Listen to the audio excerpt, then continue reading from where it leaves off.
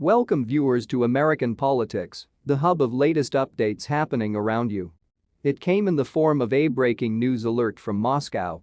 Russia had summoned the US's ambassador and delivered a formal complaint, apparently over Joe Biden's claim that Vladimir Putin was a war criminal, said the flash by the Reuters news agency. There was more.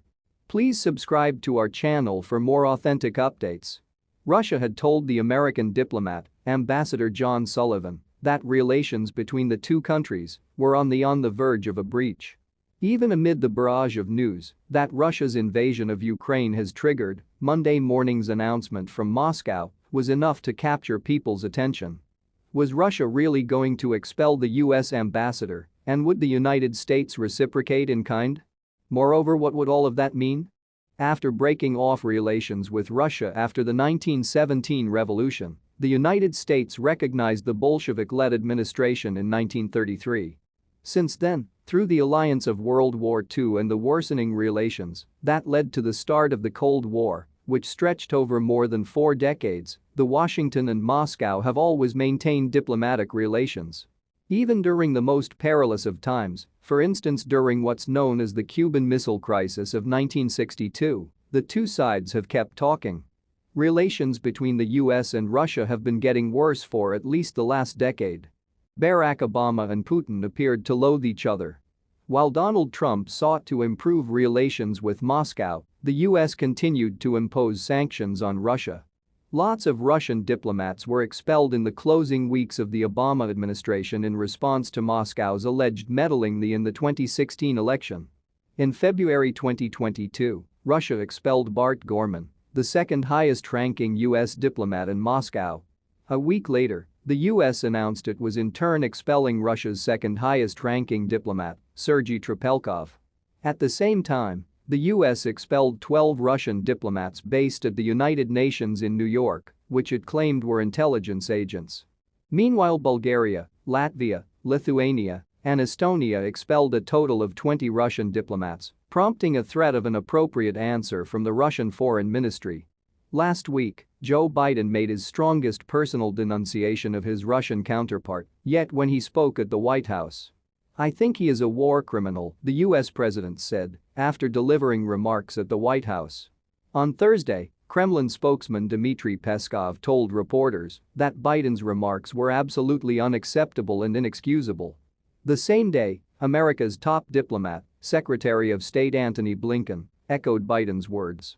Yesterday, President Biden said that, in his opinion, war crimes have been committed in Ukraine. "Personally, I agree," Blinken said. "Intentionally targeting civilians is a war crime. After all the destruction of the past 3 weeks, I find it difficult to conclude that the Russians are doing otherwise."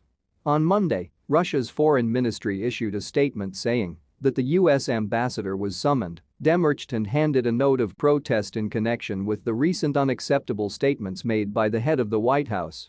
It is emphasized that such statements by the American president, unworthy of a statesman of such a high rank, put Russian-American relations on the verge of breaking, it added. They warned that hostile actions taken against Russia would receive a decisive and firm rebuff. When discussing topical bilateral issues, the ambassador was acutely confronted with the issue of ensuring normal working conditions for Russian diplomatic missions in the United States, including guarantees for their uninterrupted function. The US State Department said Sullivan, 62, whose uncle was a diplomat and was briefly held in Iran after the revolution of 1979, did meet with Russian officials.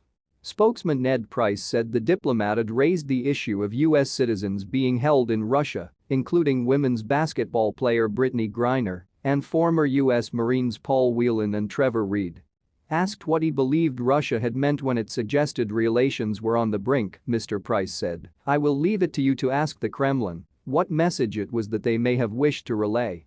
He added, "I can tell you the message that was relayed by Ambassador Sullivan when he met with Russian government officials.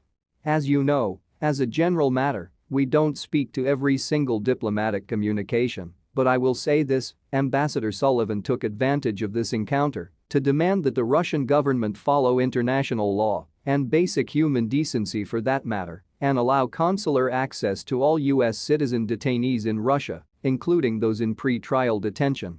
George Kenney, a former State Department official who resigned in 1992 because he did not believe the US was taking a firm enough stance against Serbia ahead of a Balkan peace settlement, said it was common for lower-ranking diplomats to be expelled by different countries.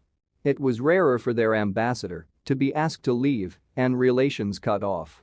The US cut off diplomatic relations with Cuba in 1961 and restored them in 2015. During that period, Cuban and US diplomats operating in the other country worked out of Swiss-flagged facilities.